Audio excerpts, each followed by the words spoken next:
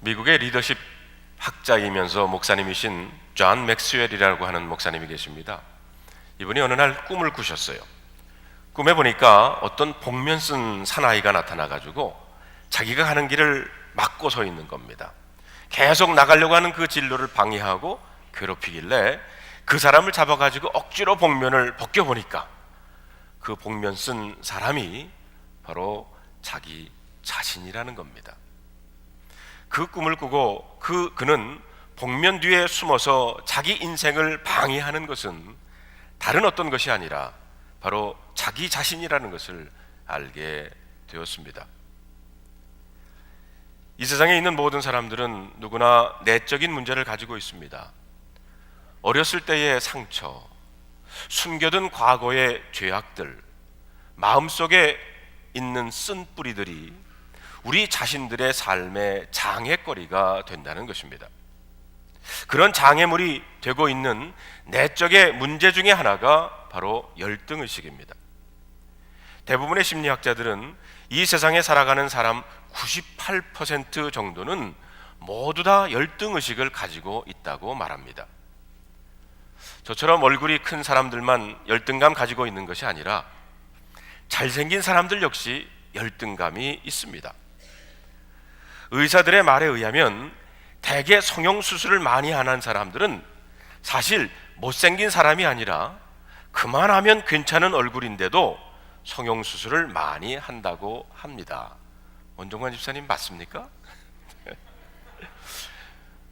똑똑한 사람들도 역시 열등감을 가지고 있습니다. 평소 자신만만하고 완벽해 보이는 사람이 실패를 하게 되면 더 의기소침하고 열등감 증세를 보이게 된다는 것입니다. 특히 우리나라 사람들이 가지고 있는 공통적인 열등의식이 하나 있는데 그것은 작다는 것입니다. 우리나라는 땅도 작고 사람들도 크지 못합니다. 물론 요즘에는 좀 달라졌지만 이렇게 작다는 것이 우리나라 사람들의 내면속 깊이 잠재되어 있는 열등의식입니다. 이런 열등의식이 여러 곳에서 나타납니다. 우리는 우리나라를 대한민국이라고 부릅니다. 큰 대자를 씁니다. 큰 나라라고 스스로 말합니다. 또 삼천리 금수강산이라고 합니다. 자기 나라 땅을 이렇게 몇 킬로다 몇 리다 계산한 나라는 아마 우리나라밖에는 없을 것입니다. 우리나라 사람들은 작다는 열등의식이 있다 보니까 어지간하면 큰 대자 붙이기를 좋아합니다. 학교도 대학교, 다리 이름은 대체로 다 대교입니다. 한국에 서울에 나가보면 한강 다리가 있는데 한강대교, 성수대교, 잠실대교, 동호대교, 길도 무조건 대로라고 합니다. 심지어 술을 마셔도 우리는 보통 술이 아니라 대포를 마십니다. 우리가 알다시피 모세는 성경에 나오는 사람들 중에 정말 놀라운 사람입니다. 그렇지만 모세 역시 하나님의 부르심을 받고는 열등감에 사로잡혀서 하나님의 부르심 앞에서 계속 주저하고 거부를 합니다. 아마 그의 내면 깊은 곳에는 자신은 아직도 이스라엘 자손들을 이끄는 지도자가 될 수 없다고 하는 그 열등의식이 있었던 것 같습니다. 하나님이 가시떨기 불꽃 가운데서 그를 만나주시고 그에게 이스라엘 자손을 애굽에서 인도하여 내라고 하는 명령을 하자 처음에 그는 내가 누구이기에 바로에게 가며 이스라엘 자손을 애굽에서 인도하여 내리까 이렇게 대답을 합니다. 내가 누구이기에 라고 하는 말에는 모세의 열등감이 담겨져 있습니다. 나는 출신 배경부터가 그럴 자격이 없는 사람입니다. 나는 내가 얼마나 끔찍한 실수를 저질렀는지 내가 너무나 잘 알고 있습니다. 그때 하나님이 뭐라고 하십니까? 내가 반드시 너와 함께 하리라 이렇게 말씀을 하세요. 두 번째 모세의 변명은 사람들이 누가 너를 보냈느냐고 물을 텐데 그때 뭐라고 대답을 해야 합니까? 그랬더니 하나님은 스스로 있는 자 야훼가 너를 보냈다 하라 이렇게 말씀하시면서 하나님의 이름을 계시해 주셨습니다. 거기서 끝나지 않고 모세는 하나님이 나를 보냈다고 하면 저들이 나를 믿지 않을 것입니다 이렇게 또 주저합니다. 그때 하나님은 지팡이가 뱀이 되고 뱀의 꼬리를 잡았더니 다시 지팡이가 되는 표적도 보여주셨습니다. 사실 하나님의 말씀에 그냥 순종하면 모든 것이 여러분 간단해집니다. 그런데 순종하지 않으려고 하니까 얼마나 말이 많은지 모릅니다. 이렇게 변명하고 저렇게 핑계대고, 심지어 어떤 사람들은 자기 생각을 가지고 하나님을 설득하려고 하는 사람들도 있습니다. 기도하면서 하나님, 이것은 이런 것 아닙니까? 이렇게 얘기합니다. 우리들이 샘터지기 샘역 경건 훈련을 시작을 했습니다. 우리가 훈련을 받고는 그 훈련 받은 것을 한 주간 동안 적응해보고 경험한 것들을 다시 모여가지고 소그룹으로 우리가 나누고 있습니다. 지난 주간에 침묵기도, 관상기도라고 하는 것은 아무 말도 안 하고 속으로도 말 안 하고 그냥 주님을 조용히 바라보는 겁니다.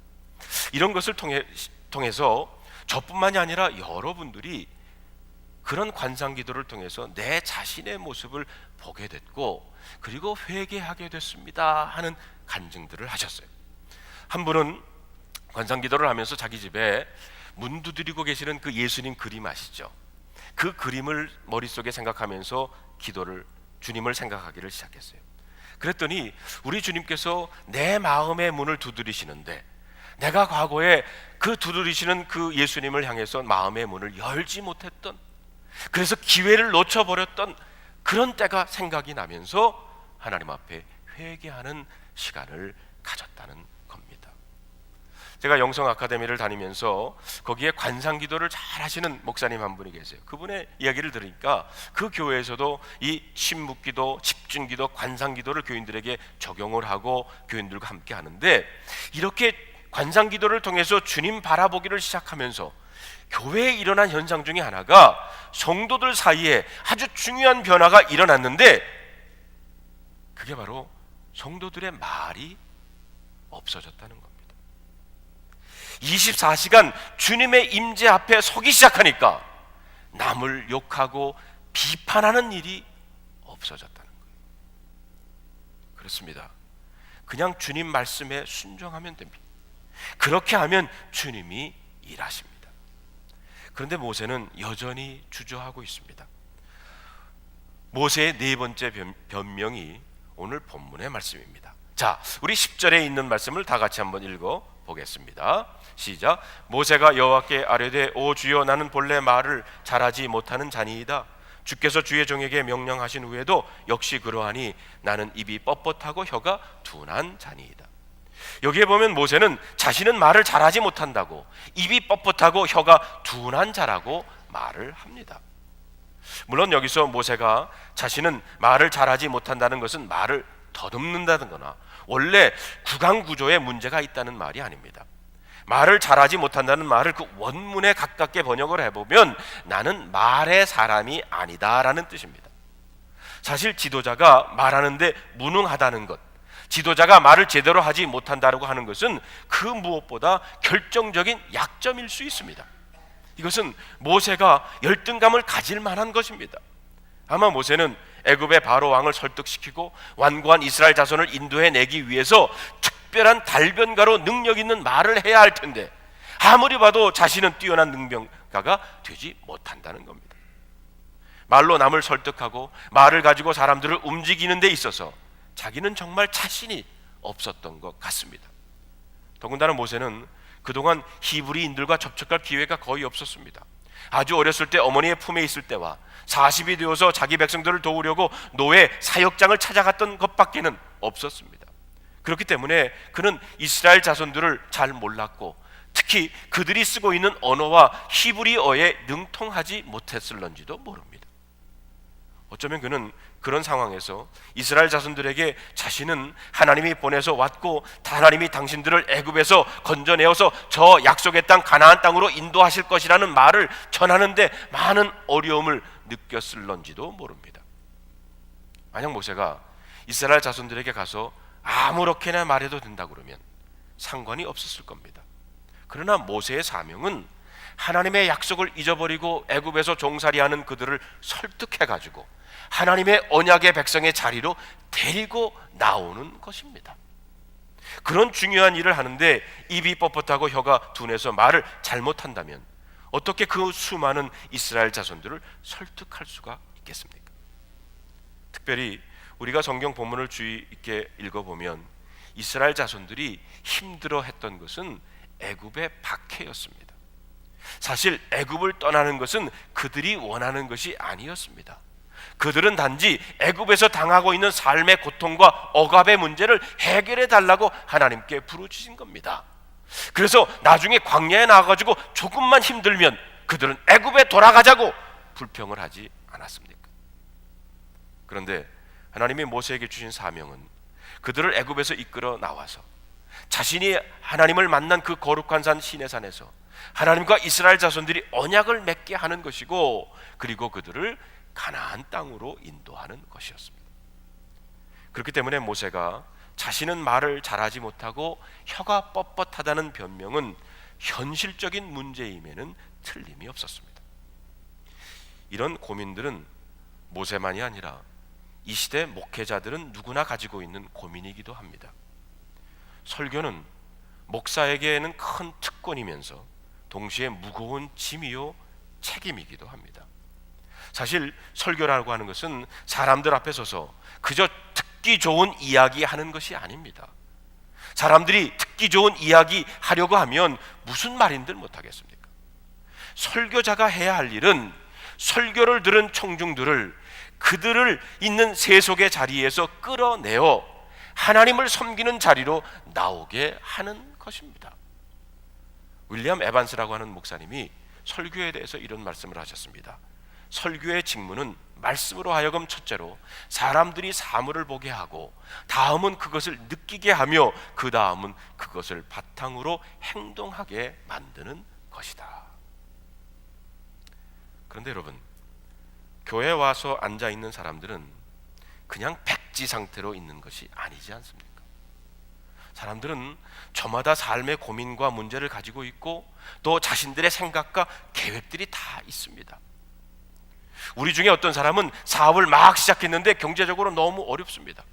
그래서 그 일을 계속해야 할지 말아야 할지 고민하며 앉아 있는 분도 있습니다.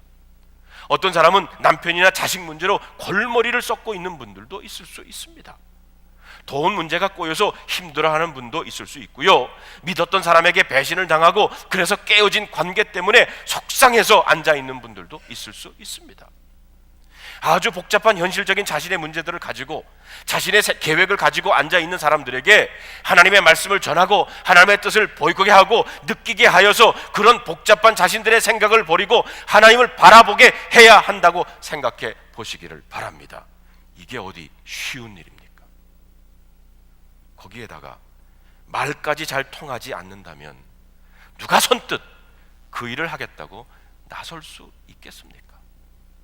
그렇기 때문에 대부분의 설교자들은 의사소통에 어려움을 겪고 있습니다. 그래서 대부분의 보냄받은 선지자들은 이 의사소통의 문제를, 저 좌절감을 하나님께 호소하기도 했어요. 에레미야 선지자도 하나님의 부르심을 받게 되자 이렇게 고백을 합니다. 슬프도소이다. 주 여호와여 보소서, 나는 아이라 말할 줄을 알지 못합니다. 그런데 설교자만이 아니라 설교를 듣는 교인들도 의사소통의 어려움을 겪을 수 있습니다. 설교자는 어떻게 해서라도 잘해보려고 설교가 자꾸 길어지는 경향이 있지만, 반면에 설교를 듣는 청중들은 가능하면 짧게 하기를 바랍니다. 설교가 길어지면 짜증이 나거든요. 또한 대부분의 청중들은 설교의 전체적인 내용을 듣는 것이 아니라 자기에게 관계되는 아주 지엽적인 한두 가지 정도의 내용만을 기억하게 됩니다. 하나님의 말씀은 언제나 명확하고 분명하지만 그 말씀을 듣는 사람들의 마음은 너무 복잡해요. 언제나 많은 생각으로 꽉 차 있습니다. 그리고 자기가 관심을 가지고 있는 것이 아니면 하나님의 말씀을 제대로 들으려고 하지를 않습니다. 성경 말씀을 묵상할 때에도 하나님의 말씀을 그대로 들으려고 하지 않고 내 형편, 내 상황에 맞추어 혹은 내가 관심 있는 것만 보고 들으려고 합니다. 교회에서 묵상집을 가지고 우리들이 묵상을 하는데, 그 묵상집에 보면 우리들의 묵상을 돕기 위해서 매일 그 옆에 이런 부분이 있어요. 내 마음에 닿는 단어, 표현, 문장 찾아보라는 겁니다. 그 말씀을 읽고 내가 만난 하나님은 누구신지 찾아보라는 거예요. 말씀에서 발견한 나는 누군지, 그리고 실천을 위한 나의 기도는 무엇인지. 물론 이런 가이드라인이 묵상을 하는데 도움을 줍니다. 그래서 저도 처음에는 이렇게 묵상을 했습니다. 그런데 요즘은 이런 생각이 들어요. 이것 역시 내 중심에서 말씀을 보려고 하는 것은 아닌가. 성경이 하나님의 말씀인데 그 말씀을 그대로 보고 들으려고 애써 봅니다. 그래서 말씀을 읽으면서 하나님은 어떤 분인지, 어떤 분을 보여주기를 원하시는지, 하나님과의 관계 속에서 나는 누구인지, 하나님께서 말씀하시려고 하는 것이 도대체 뭔지, 하나님께서 어떻게 적용하라고 하시는지. 2014년 새해를 들면서 출애굽기를 가지고 경건에 이르는 여정이라고 하는 설교 시리즈를 하면서 여러분 설교 제목을 한번 유심히 보시기를 바랍니다. 하나님으로 설교 제목이 시작을 합니다. 이렇게 현대인들은 성경 말씀도 내 수준에 맞추어 보려고 하니까 자꾸 내가 복음이 나오는 겁니다. 다시 설교자 이야기로 돌아가 봅시다. 여러분, 말을 잘하는 것이 설교자의 중요한 조건일까요? 물론 제 목소리가 좋아서 정말 그 목소리 때문에 교인들이 변합니까? 듣기 좋을지는 모릅니다. 말을 잘해야 한다고 생각하는 것은 사실 인간적인 생각입니다. 사람을 변화시키는 설교는 말에 있는 것이 아닙니다. 하나님의 능력에 있습니다. 고린도전서 4장 20절에 보니까 하나님의 나라는 말에 있는 것이 아니라 오직 능력에 있다고 했습니다. 모세가 하나님의 부르심 앞에 주저하면서 나는 본래 말을 잘 할 줄 모르고 혀가 뻣뻣한 사람입니다 라고 하자, 이때 하나님이 뭐라고 하십니까? 11절 12절에 있는 말씀을 우리 다 같이 한번 읽어보겠습니다. 시작. 여호와께서 그에게 이르시되 누가 사람의 입을 지었느냐? 누가 말 못하는 자나 못 듣는 자나 눈 밝은 자나 맹인이 되게 하였느냐? 나 여호와가 아니냐? 이제 가라. 내가 내 입과 함께 있어서 할 말을 가르치리라. 이 말씀은 참 놀라운 말입니다. 말을 잘 못한다고 못 가겠다고 말하는 모세에게 하나님은 말을 잘하게 해주마, 내 언어를 유창하게 해주마, 이렇게 하지 않으셨어요. 그의 입이 풀리고 뻣뻣한 혀가 부드럽게 돌아가도록 하는 대신에 오히려 이 모든 것을 만드신 분이 하나님이라고 말씀을 하십니다. 말 못하는 자, 못 듣는 자, 눈 밝은 자, 맹인을 하나님이 다 만드셨다는 겁니다.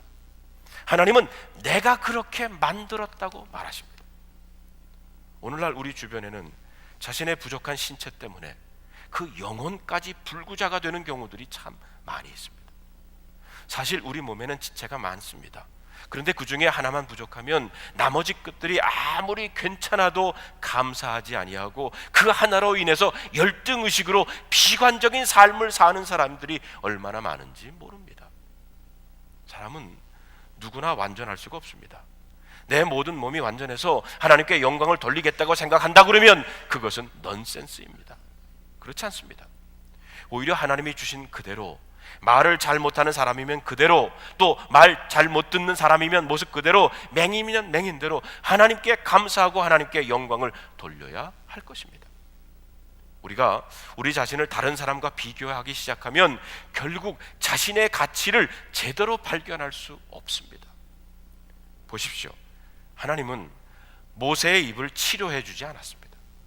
단지 하나님과의 관계에서 모세 자신을 다시 보게 하셨던 겁니다. 우리는 끊임없이 다른 사람들과 자기 자신을 비교하면서 창조주 하나님을 원망하고 불평합니다. 그것은 결국 자신을 죽이는 일입니다. 나를 이렇게 만드신 분은 하나님이십니다. 하나님은 내가 너를 만들었다고 말씀하셨어요. 누가 사람의 입을 지었느냐? 누가 말 못하는 자나 못 듣는 자나 눈 밝은 자나 맹인 되게 하였느냐? 나 여호와가 아니냐? 이 말은 너의 모든 약한 부분들도 다 내 계획 안에 들어있다. 일단 내가 너를 택한 이상 너의 약한 부분으로 인하여 일어나는 모든 일은 내가 책임지겠다. 하나님께서 우리 인생을 책임지겠다는 얘기입니다. 제 얼굴 큰 것도 하나님께서 만드셨다는 거죠. 그런데 얼마나 감사합니까? 제가 텔레비에 나오는 탤런트가 아니라 이렇게 설교단에서는 목사가 되어서 저 뒤에 있는 분들도 제 얼굴이 잘 보이잖아요. 우리 교회 이권재 권사님이라는 분이 계십니다. 아시는 분은 아시겠지만 이분은 태어나면서부터 소아마비 장애인입니다. 그런데 LTD 영성훈련을 통해서 주님을 만나고요, 그리고 나중에는 렉터까지 하셨어요. 그의 간증을 들어보면 한 부분이 이렇습니다. 예수님이 제 안에 들어오심으로 제 안에 가득 쌓였던 삐뚤어진 오기와 열등감을 없애주시고 참 평화와 사랑과 소망으로 채워주셨습니다. 지금도 저는 걷다가 넘어지고 탁구나 골프 같은 운동을 하다가도 종종 넘어집니다. 예전에는 넘어지면 주변 사람들 보기 참으로 창피했었는데 이제는 별일 아닙니다. 항상 저와 함께 계시는 주님께서 넘어진 저를 다시 일으켜 주실 텐데 무엇이 창피하겠습니까? 여러분, 하나님이 이 권사님을 어떻게 책임지셨습니까? 항상 그와 함께 계시는 주님께서 그때마다 함께 하시며 다시 일으켜 주신다는 말씀입니다. 오늘 본문 말씀에 보면 하나님께서 말을 잘 못하는 모세에게 말씀하시기를 내가 내 입과 함께 있어서 할 말을 가르치리라. 하나님께서 이권재 권사님의 불편한 다리와 함께 있어서 그로 하여금 넘어져도 털털 털고 일어나게 하시는 겁니다. 이제는 이분이 의수를 만드는 일을 하십니다. 여러 장애인들에게 소망을 주는 일을 하십니다. 그의 불편함과 그의 연약함이 그에게는 하나님께서 주신 사명이 됐습니다. 사랑하는 성도 여러분, 하나님께서는 여러분들과도 함께 하십니다. 하나님은 약하고 모자라는 우리들을 구원하시기 위해서 이 땅에 독생자 예수님을 보내주셨습니다. 예수님은 십자가에서 우리의 약함, 우리의 질병까지 다 짊어지고 우리 대신 죽으셨습니다. 그 십자가에서 우리의 약함을 다 해결하셨다는 겁니다. 그것만이 아닙니다. 성령 하나님이 우리 안에 오셔서 영원히 우리와 함께 계십니다. 우리의 몸을 성전 삼고 우리 안에 계시겠다고 말씀하셨습니다. 제가 뉴저지에서 목회할 때 어느 교우님 가정에서 일어난 일입니다. 그 집사님 가정에 아이가 어렸을 때 하루는 학교를 갔다 오더니 막 울더래요. 엄마가 우는 딸을 앉혀놓고 왜 우냐 이렇게 물었더니 친구들이 자기 피부가 까맣다고 놀렸다는 거예요. 그때 엄마가 우는 딸을 보고 이렇게 말합니다. 얘야, 네 아빠를 봐라. 아빠도 까맣다. 엄마를 봐라. 엄마 피부 역시 까맣다. 그러면서 딸에게 내 피부가 까만 이유는 내가 엄마 딸이고 아빠 딸이기 때문이다. 이 한마디 말에 그 아이는 울음을 그쳤습니다. 친구들이 놀려도 상관없는 일이 됐습니다. 왜? 나는 엄마, 아빠, 딸이기 때문입니다. 사랑하는 성도 여러분, 여러분들은 아버지의 딸이고 아버지의 아들임을, 하나님 아버지의 자녀임을 잊지 마시기를 바랍니다. 우리의 역사를 보면 우리 믿음의 선배들은 육체의 약함을 믿음으로 다 극복했습니다. 1858년 뉴욕의 어느 가정에 한 아이가 태어났는데 이 아이는 어려서 간질과 발작, 폐렴, 잔병 치레가 많았어요. 게다가 천식까지 앓으면서 앞에 있는 촛불을 끌 힘도 없는 호흡곤란을 가지고 있었어요. 가까스로 생명을 연장하며 드디어 11살이 되던 날 그의 아버지는 이 아이에게 이런 말을 합니다. 아들아, 내가 가진 장애는 절망거리가 아니란다. 내가 만약 전능하신 하나님을 참으로 신뢰하고 믿는다면, 그리고 하나님의 손길이 너와 함께 한다면 오히려 너의 그 장애 때문에 모든 사람이 너를 주목할 것이고 너는 진실로 역사에 신화 같은 기적을 남기는 놀라운 삶을 살 수 있단다. 그 이 사람은 성장해서 23세 되던 해에 뉴욕 주의원이 되었고 28세에는 뉴욕시장 선거에 출마를 합니다. 얼마 후에 뉴욕 지사가 되었고 그리고 부도택령을 거쳐서 미국 역사의 가장 어두웠던 시절에 미국의 신화를 재건하는 대통령이 됩니다. 1906년에는 노벨 평화상까지 수상했던 이 사람이 누구신지 아십니까? 그가 바로 미국 26번째 대통령인 세오로 루즈벨트 대통령이십니다. 자, 오늘 본문으로 다시 돌아가 봅시다. 그런데도 모세는 또 변명을 합니다. 13절 있는 말씀 우리 한번 읽어봅시다. 시작. 모세가 이르되 오 주여 보낼 만한 자를 보내소서. 만약 제가 하나님이었다면 그래 간도라, 너 아니래도 얼마나 갈 사람 있다. 자식이 한두 말 하면 알아들어야지. 아마 이랬을 겁니다. 그런데 하나님은 그렇지 않았어요. 하나님께서는 끝까지 모세를 버리지 않았고 모세에 대해서 참고 또 참으셨어요. 하나님은 한번 선택하면 끝까지 포기하지를 않으십니다. 우리가 순종하지 않으면 하나님은 손을 묶어서라도 기어이 끌고 가시는 분이십니다. 발을 꺾어서라도 하나님은 끌고 가시기를 원하십니다. 하나님의 선택은 실패의 법이 없습니다. 그래서 여러분, 순종만이 지름길임을 여러분 잊지 마시기를 바랍니다. 하나님은 모세가 보낼 만한 자를 보내십시오 이렇게 했을 때 뭐라고 대답을 하십니까? 14절 15절에 있는 말씀을 같이 읽어보겠습니다. 시작. 여호와께서 모세를 향하여 노하여 이르시되 레위 사람 내 형 아론이 있지 아니하냐? 그가 말 잘하는 것을 내가 아노라. 그가 너를 만들어 나오나니 그가 너를 볼 때에 그의 마음에 기쁨이 있을 것이다. 너는 그에게 말하고 그의 입에 할 말을 주라. 내가 내 입과 그의 입에 함께 있어서 너희들이 행할 일을 가르치리라. 보십시오. 하나님은 모세에게 노하기는 하셨지만 그가 더 이상 변명하지 못하도록 모세의 형 아론을 모세의 대언자로 세우겠다고 하셨습니다. 그리고 모세와 아론의 입에 함께 하셔서 하나님의 말씀이 정확하게 전달되도록 간섭하시겠다는 것입니다. 이 말은 하나님이 모세에게 하나님의 말씀을 주면 모세는 그 말을 아론에게 말하고 아론은 모세의 말을 해석하고 대언하도록 해서 하나님의 말씀은 오류 없이 잘 전달되도록 하고, 그리고 이 모든 과정에 하나님께서 함께 하시겠다는 것입니다. 무슨 말입니까? 결국 하나님의 말씀을 잘 전달하게 하시는 분은 모세도 아니고 아론도 아닙니다. 하나님 자신이십니다. 말을 잘할 줄 모르는 모세도 그 말을 전달하는 아론도 하나님이 사용하는 도구에 불과했습니다. 하나님은 하나님 자신의 말이 정확하게 전달되도록 역사하실 것입니다. 성도 여러분, 열등의식은 불신앙에서 나옵니다. 저는 지금까지 한 30년 목회하면서 어떤 문제가 해결되면, 목사님 이 사업이 좀 잘 정착이 되면 그때 열심히 하겠습니다 라고 말하는 사람들을 하나님이 쓰시는 거 본 적 없습니다. 또 목사님 제가 돈을 많이 벌면 그때 건축원금 많이 하겠습니다 이렇게 말하는 사람 치고 건축원금 하는 사람 못 봤습니다. 오히려 지금 무엇이 있든 없든 하나님을 신뢰하고 하나님께 순종하고 자신의 삶을 드리는 자들이 하나님의 역사를 경험할 수 있습니다. 어제 말고 지난 토요일 날 김세진, 태어나면서부터 두 발이 없고요, 오른손 손가락이 3개가 없는 장애를 가지고 태어난 지금은 16살의 세진입니다. 지난 토요일 날 우리 교회 와서 어머니 양정숙 집사님과 함께 간증을 했는데 6번이나 뼈를 깎는, 정말 뼈를 깎는 수술을 했대요. 왜? 의족을 하기 위해서. 그러면서 검정고시를 봐가지고 지금 16살인데요 성균관 대학교 2학년 스포츠 과학을 전공하고 있습니다.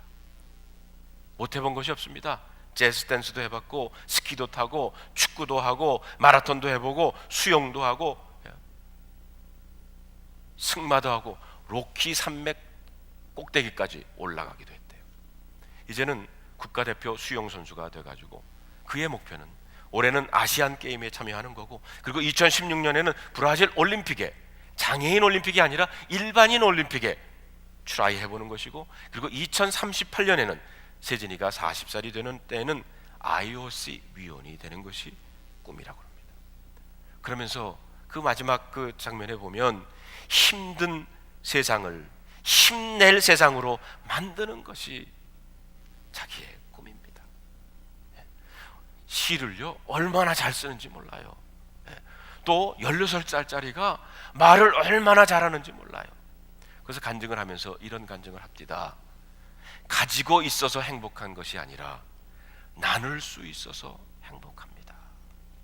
두 다리가 없고 한 손이 멀쩡하지 않는 장애인 그 아이가 하는 말이 가지고 있어서 행복한 것이 아니라 나눌 수 있어서 행복합니다.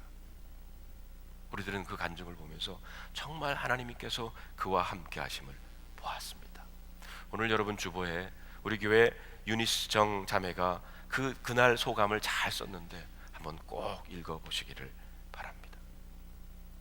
성도 여러분, 하나님 앞에서 말 잘하고 못하고는 중요하지 않습니다. 눈이 밝은 자나 맹인이나 아무 상관이 없습니다. 그렇게 만드신 분은 하나님이십니다. 중요한 것은 하나님이 함께 하시면 됩니다. 보십시오. 하나님은 말 잘 할 줄 모르는 뼈가 뻣뻣한 모세를 들어서 쓰셨고요, 육신적인 연약함을 가지고 있었던 바울을 들어서 세계의 역사를 바꾸셨습니다. 하나님이 보낸 자는 하나님이 절대 책임지십니다. 하나님이 함께 우리의 약함이나 장애가 오히려 축복의 통로가 될 줄로 믿습니다. 성도 여러분, 내 자신을 보면서 나는 할 수 없어 이렇게 말하지 마시고 하나님은 하실 수 있어 라고 하시면서 하나님을 신뢰하고 하나님을 매일매일 바라보시는 여러분들이 되시기를 주님의 이름으로